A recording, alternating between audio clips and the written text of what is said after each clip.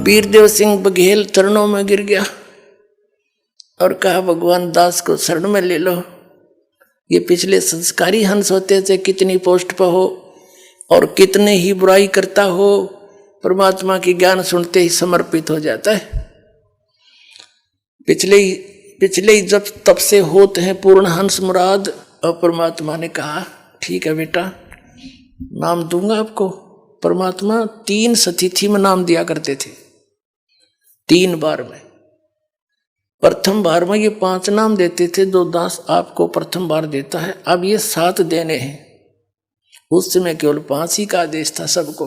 कौन से मंत्र? ये रंकार ओंकार सतनाम, ये नहीं, ये और मंत्र है जो आपको प्रथम बार दिए जाते हैं। प्रथम मंत्र दिया, वीर सिंह ने नाम लिया, पत्नी ने नहीं लिया, उसकी रानी ने नहीं लिया। ठीक है, कोई बात नहीं।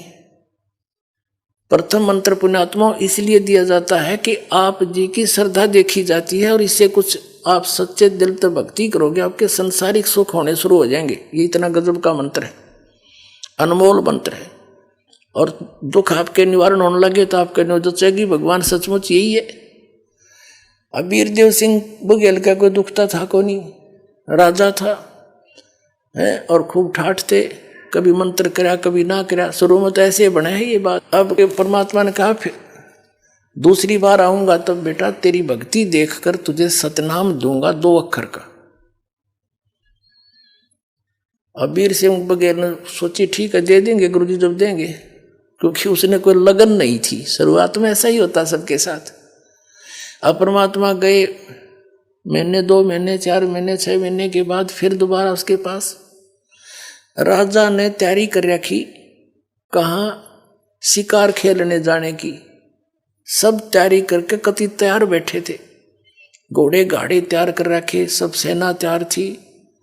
जंगल में जाकर शिकार करते हैं राजा लोग, हिरण मारते हैं ऐसे। यानी ये बकवाद और कराता काल इनके पाप बढ़ाने के लिए। कबीर साहब पहुंच गए, आओ महाराज, गुरुजी आगे बैठो बैठो। आसन दिया तो बैठ गए परमात्मा ने देखा कि तैयारी पकड़ रहे हैं भाई। तो बताया क्या कि जी हम शिकार खेलने जा रहे हैं, गुरुजी आप भी चलो, आप भी वहां घूम आना।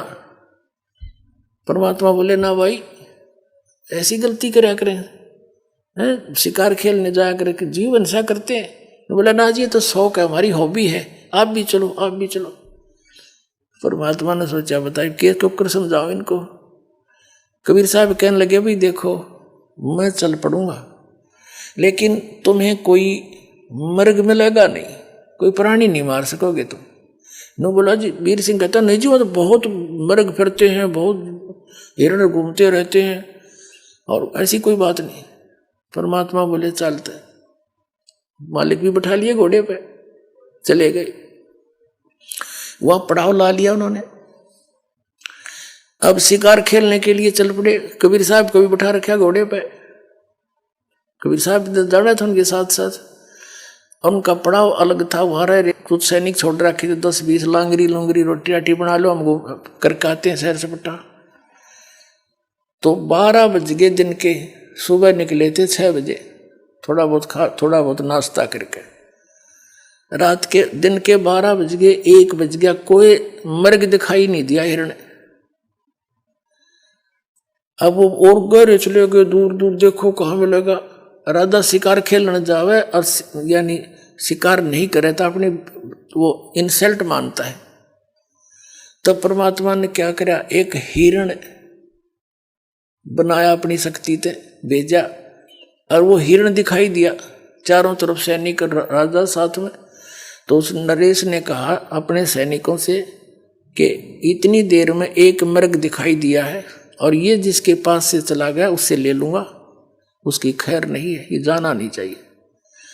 अब परमात्मा ने क्या दया बख्शी, वो मृग कूदता कभी इधर राजा के घोड़े के नीचे निकल गया। राजा ये हवा हो गया, उसकी मजबूरी होगी कि मेरे पास से गया, अब मैं किसने कहूंगा। उसका पीछे दौड़ा दिया घोड़ा, बड़ी स्पीड से, काफी गहरे निकल गए, बहुत दूर चले गए, सैनिक भी साथ साथ चले गए काफी दूर तक। अब वहां जाकर तो क्या देखा, कि वहां कोई जल नहीं और सबको भयंकर प्यास लग गई, भूख लग गई, जल बिना भोजन बना नहीं और प्यास बुझा नहीं। अब सब सैनिक भेजे इधर उधर के, जाओ जल की खोज करो। अब कोई इधर गया, कोई इधर गया, दूर तक देखकर आगे घोड़ों पर कहने लगे महाराज कहीं आसपास जल नहीं है। परमात्मा बैठे थे कबीर जी, उन्होंने कहा भाई इस पहाड़ पर देखा हो ना, शायद इधर मिल जाओ। पहाड़ पर आप अच्छी ऊंची पहाड़ी थी। अब और कहने लगे महाराज यहाँ प्लेन में तक तो जल मिला नहीं, समतल में पहाड़ पर कहाँ से जल होगा। एक वजीर समझदार सा था, वृद्ध था, वो कहने लगा भाई संत की बात पर कुछ गौर करा करें, ये देखा हो क्या दिक्कत से जब कह संकेत कर रहे हैं।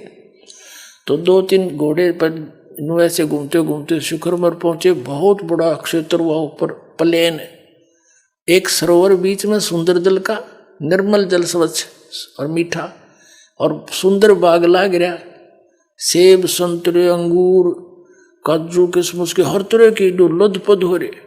उन्होंने वहीं से आवाज लगाई आ जाओ आ जाओ, जल भी है, बाग है बहुत सुंदर। अब सभी जाकर पहुंच गए वहां पर। अब सभी ने पहले जल पिया, फिर तोड़ तोड़ के सेब संतरे काजू किस्मत सेब खूब छके। अन्यों कहे इसे मीठे तो कदे देखे नहीं, ये भगवान यहाँ देख प्रकृति का, परमात्मा की लीला, यहाँ कैसे बाग लगा हुआ है। सभी बतला रहे हैं आपस में कि यहाँ ऐसे स्थान पर है तभी तो कोई पहुंचा नहीं, ये सब लदपद है, किसी ने छेड़ा नहीं, हमारे लिए ही दया बख्शी है भगवान ने। अब वो छक लिए और तोड़ ताड़ के और भी फल अंगूर और अपने सब ने घोड़ा पर लाद लिए चलने के लिए, रस्त घर के लिए चल पड़े। चलो वापस। कबीर साहब भी चल रहे हैं, एक घोड़े पर कबीर साहब बैठा रखे हैं, एक पर राजा बैठा है।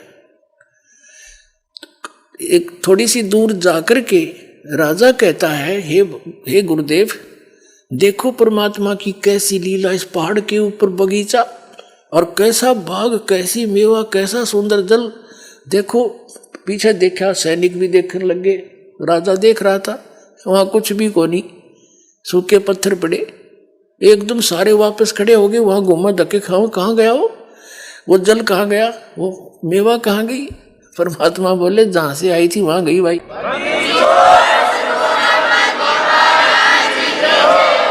जी कहां से आई थी, के सतलोक से आई थी, जहां आपको दास ले जाना चाहता है। परमात्मा कहते थे जहां की मैं भक्ति बताता हूं वहां ऐसे मेवे, ऐसे बाग, ऐसे सरोवर भरे, अमृत ये जल था है वहां पर।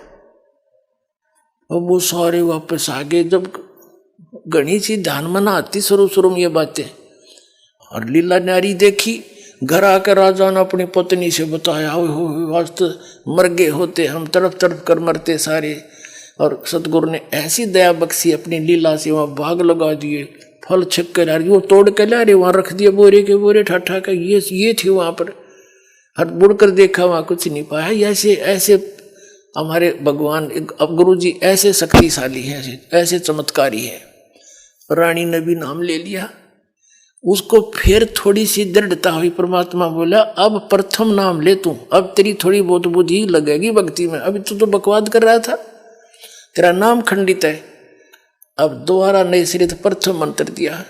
कुछ दिनों के बाद फिर उसकी श्रद्धा अजब बन गई, फिर दूसरा मंत्र सतनाम दिया। फिर कुछ दिन के बाद भक्ति बढ़ने से अंतःकरण के मैल हट जाते हैं, फिर जिज्ञासा बढ़ जाती है, चाह बढ़ती है भगवान की। सतनाम से प्रबल इच्छा होती है कि भगवान आप सार नाम भी को थे, सार नाम दूंगा। परमात्मा बोले भाई योग्य हो जाएगा जब मिलेगा, यो इतनी जल्दी ना दूं। जब भी गुरुदेव आते हैं उनसे मिलते, प्रभु सर नमस्कार। नमस्कार सर। सार नाम क्या नाम है आपका? रामनंदन पटेल।